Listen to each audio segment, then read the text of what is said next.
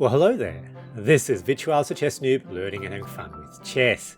I want to show you this game which I recently played. I had the black pieces and white led with the English opening, c4. Now, the English is perfectly good. I, however, don't see it very often. In fact, I analysed all the games I've played with the black pieces on chess.com, and I see this under 3% of the time. Now, against openings where I don't know any theory, I try to play according to opening principles. So, try to take the center with pawns, try to develop my pieces, knights before bishops. And that's what I did.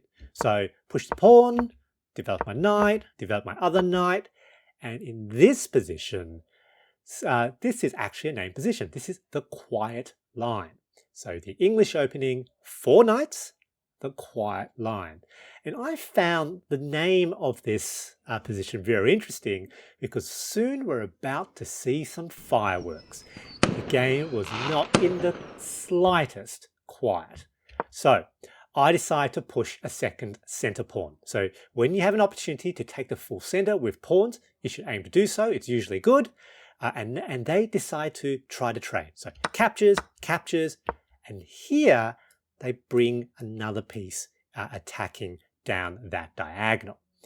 Here, I wondered whether or not I should try to, defend, but obviously there's a problem here. The queen also is attacking b7. So let's just take that knight.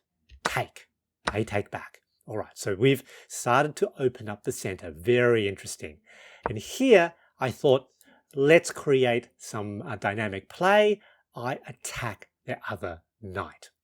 And white now decides to defend against my attack on the knight by attacking themselves with bishop to c4, a battery with the queen staring at my f7 pawn.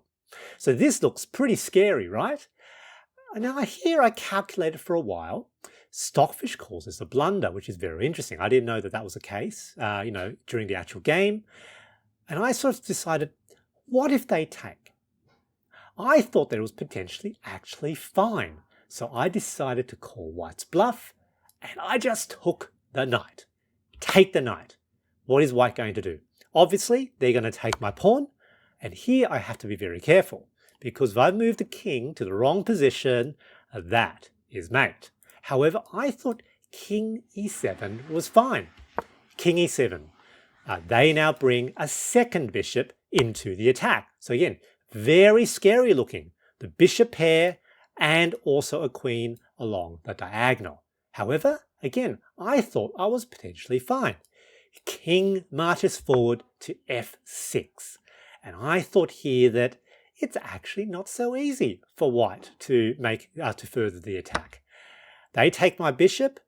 I now take back with the rook, which is also attacking that bishop.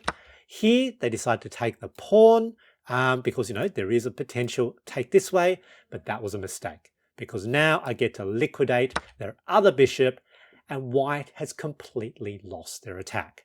You've got the queen there, but the 2 bishops are gone. The queen cannot attack by themselves. Now they bring sort of the rook potentially into the party, but it's not enough. This rook holds things together. This queen is a little bit oddly placed. So now I counterattack by using my knight. Knight forward. Very, very powerful here. Potentially, in that position, there's a fork of the king and rook. They push this pawn forward. Obviously, there is a potential, way of infiltrating with the queen there as well. However, I can take that pawn with check, a fork, king and rook. What is white going to do? White now makes the wrong move. So they were looking at just defending that rook. Often you get to, have a frame of mind that you need to keep the king safe by keeping on the back rank. And so white decided to play king f1. They should have played king e2. Because now, can you see the killer move? Knight to d2. A royal fork. White here, opposite of sign. emotional damage. Good game, GG.